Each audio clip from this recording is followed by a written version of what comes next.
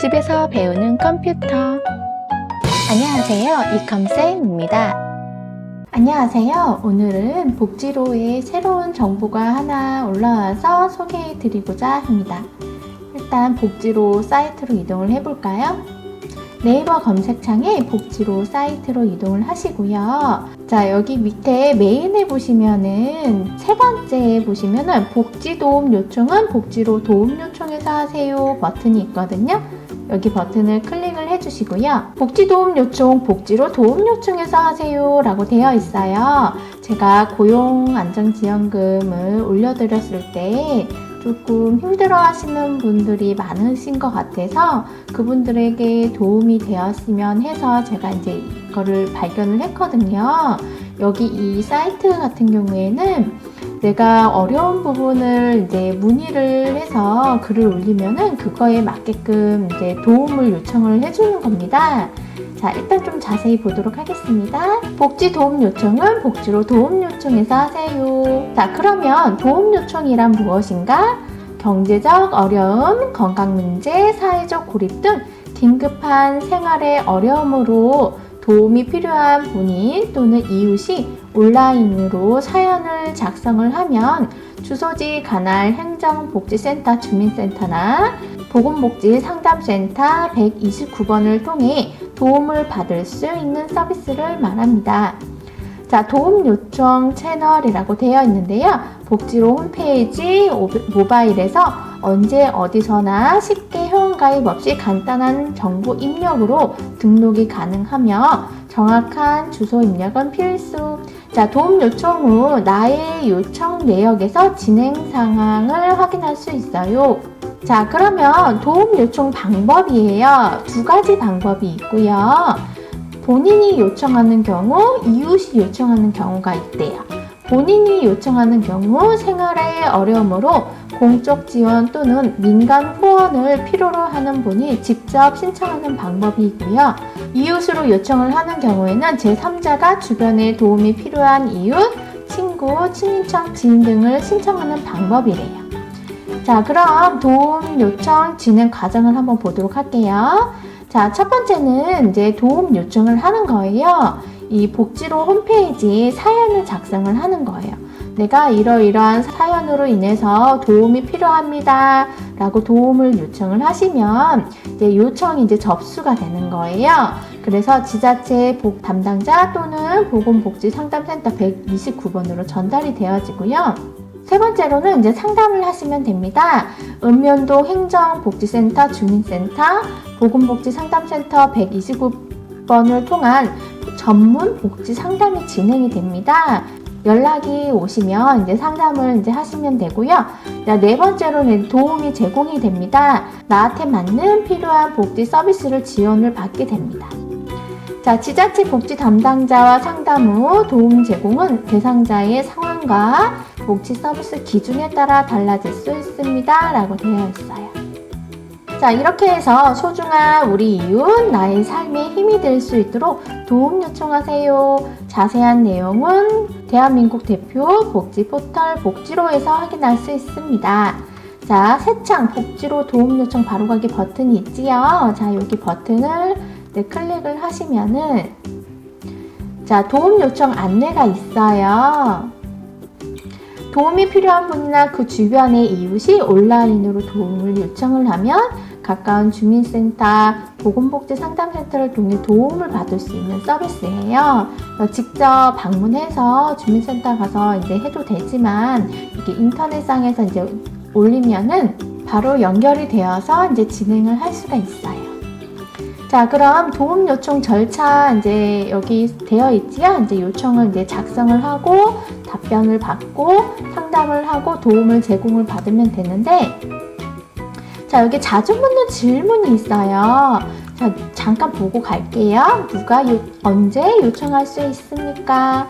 자, 도움이 필요한 당사자 또는 이웃의 어려움에 부닥쳐 도움이 필요한 상황일 때 누구나 요청할 수 있습니다. 내가 직접 해도 되고 이웃이 직접 이 사람이 너무 어려워요 도와주세요 하고 요청을 할 수가 있는 거예요. 다음 질문, 도움 요청 진행 상황은 어떻게 확인하나요? 자, 진행 상황은 복지로 도움 요청에서 나의 요청 내역 메뉴에서 확인을 할 수가 있고요. 사연 요청 때 선택하신 방식, 이메일이나 SMS로 이제 통보를 해드립니다. 자, 외국인도 요청할 수 있습니까? 외국인은 복지 서비스마다 적용 범위의 기준이 다릅니다. 도움 요청에 사연을 올려주시면 검토 안내해 드리겠습니다. 여러 번 도움 요청을 할 수 있습니까? 도움이 필요한 상태라면 여러 번 요청할 수 있습니다. 이렇게 해서 본인 도움 요청, 이웃 도움 요청이 있어요. 그래서 여기 둘 중에 버튼 눌러서 진행을 해주시면 됩니다. 자, 그러면 직접 도움 요청을 한번 해볼까요? 자, 본인 도움 요청으로 하겠습니다. 본인 도움 요청 버튼을 클릭을 하시면은 자, 여기 삶이 어렵고 힘들어 도움이 필요하시다면 언제든지 요청하세요. 가까운 주민센터 보건복지상담센터 129번을 통해 도움을 받을 수 있습니다.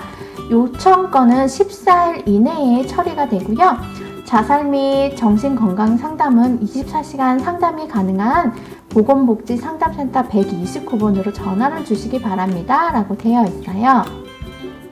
자, 여기 보니까 사연 쓰기가 있고요. 사연 예시를 참조하여 되도록 자세하게 작성을 해달래요. 그리고 단계별 진행 사항에 대해 문자, 이메일, 홈페이지 처리 결과를 통보를 받을 수 있고요. 본 페이지는 보안 정책상 30분 이후 페이지가 초기화되오니 소중하게 적으신 내용이 유지될 수 있도록 메모장과 같은 프로그램에 임시 저장해 놓으시길 권장드립니다. 라고 되어 있어요. 잠깐 사연을 보고 갈게요. 사연 예시 보기 버튼을 눌러주시면 자, 세 가지 예시가 있고요. 자, 현재 상황이 너무 힘들어서 이렇게 사연을 남깁니다. 저는 경기도 수원시 장안구에 사는 두 딸아이를 둔 31살 주부입니다. 남편이 석 달 전쯤에 용역 일을 하다가 다치게 되어 현재 수입이 전혀 없는 상태입니다. 아이는 2명이 있는데 초등학교 1학년 첫째 딸과 100일이 간 넘은 둘째 딸아이가 있습니다. 하루하루 생활비는 물론이고 딸 아이의 분유, 기저귀조차 살 수 없는 상황입니다. 남편이 허리를 다쳐서 치료도 받아야 하는데 당장 병원에 갈 염두도 나지 않습니다. 마음 같아선 제가 직접 일을 하고 싶지만 어린 두 딸을 맡길 곳도 없고 아픈 남편을 보살필 사람이 저밖에 없어서 이러지도 저러지도 못하고 있습니다. 남편이 일을 못하게 된 뒤로 월세도 밀렸고 전화가 울릴 때마다 집주인의 독촉 전화는 아닌지 하루에도 수십 번씩 초조하고 걱정이 됩니다. 긴급복지 지원을 통해서 생계 지원을 받고 싶은데 받을 수 있을까요? 꼭 도움을 받고 싶습니다. 꼭 부탁드립니다. 라고 이렇게 되어 있어요. 이렇게 이게 사연을 이렇게 자세히 써주시면은 전달이 되고요. 사연 예시 두 번째가 한번 볼까요? 저희 모녀의 등등한 지분이 되어주세요. 안녕하세요. 저는 45세 지적장애를 가진 딸과 함께 사는 엄마 김영순입니다. 남편은 몇 해 전 저 세상으로 보내고 아들이 있긴 하지만 알코올 중독으로 보호소에서 생활하고 제가 폐지 줍기를 하여 마련한 수입으로 생활비를 하며 지냅니다. 폐지 줍기 할 때는 대문에 자물쇠로 잠그고 나가는데 허술한 대문에 한 자물쇠 때문에 딸을 잃어버린 적이 있어 몇 시간 일을 하기도 쉽지 않습니다.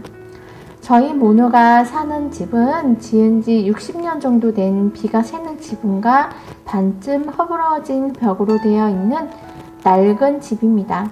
눈이나 비가 오면 지붕이 무너질 것 같아 딸아이와 이웃집 비닐하우스에 잠을 자야 합니다. 집 밖에 있는 재래식 화장실에 빠진 적이 있어 혼자는 화장실도 보낼 수가 없네요. 따뜻한 물로 설거지 해본 적이 없고 겨울엔 너무 추워 머리를 감는 것은 고사하고 세수하기도 쉽지 않습니다. 찬물로 세수한 다음 파래진 딸아이의 손을 보면 미안하고 마음이 시리네요. 지금이야 제가 챙기고 보살핀다지만 제가 떠난 후 혼자 남은 딸을 생각하면 가슴이 미어지네요.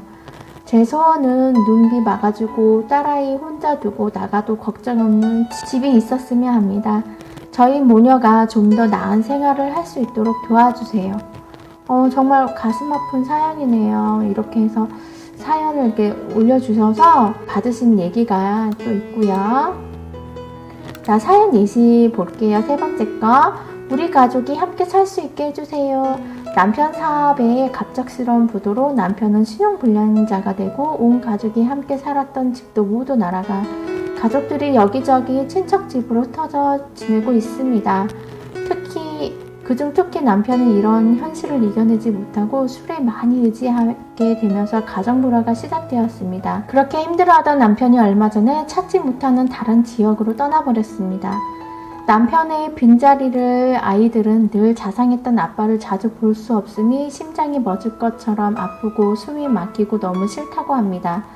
눈물을 감추려고 고개 숙이고 우는 딸과 늘 풀 죽어있는 아들을 보면 미안하고 마음이 시리네요. 남은 가족이 함께 모여 살 수 있는 단칸방이라도 있으면 아빠의 자리를 메울 수는 없겠지만 조금이나마 아이들이 불안해하지 않고 의지해가며 살 수 있을 것 같아 지식 나눔합니다. 엄동설안에 흩어져 살아 더 많이 힘들어하고 있는 우리 가족 함께 살 수 있도록 도움받고 싶습니다.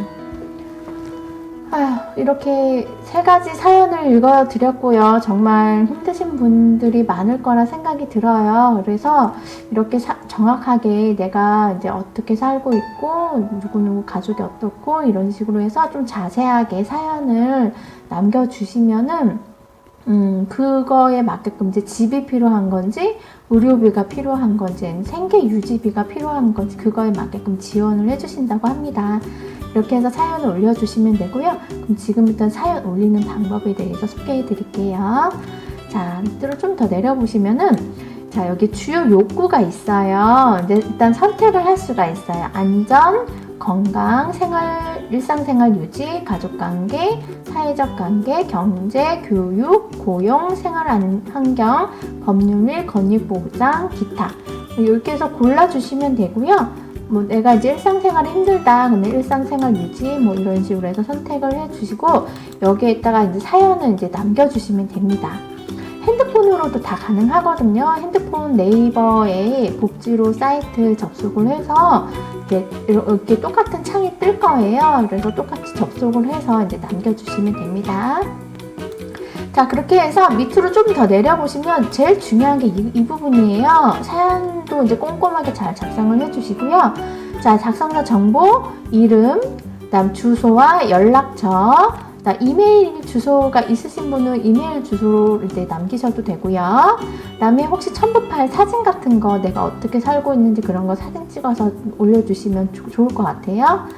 그다음 이제 비밀번호는 나중에 이제 도움 요청한 거를 확인하기 위한 비밀번호예요. 그래서 비밀번호를 이제 꼭 입력을 해주시고요. 네 자리를 입력하시면 됩니다. 알기 쉽게 외우기 쉬운 걸로 해서 네 자릿수 이렇게 비밀번호 이제 작성을 하시고요.